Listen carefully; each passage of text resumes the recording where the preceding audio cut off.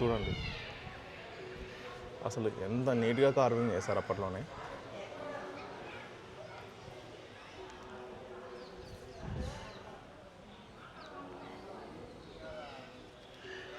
Guys, you can see the architecture of this temple.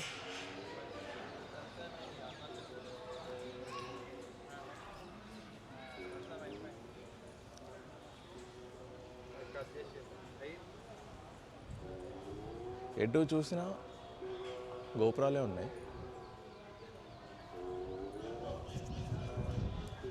ఇక్కడ ఒకటి ఉంది, ఇక్కడ ఒకటి ఉంది, అక్కడ ఒకటి ఉంది, పక్కన ఒకటి ఉంది, అండ్ ఇక్కడ ఒకటి ఉంది. దీని బ్యాక్ సైడ్ ఒకటి ఉంది, బ్యాక్ సైడ్ కూడా ఒకటి ఉంది. గుడి లోపల చాలా అంటే చాలా ప్రశాంతంగా ఉంది.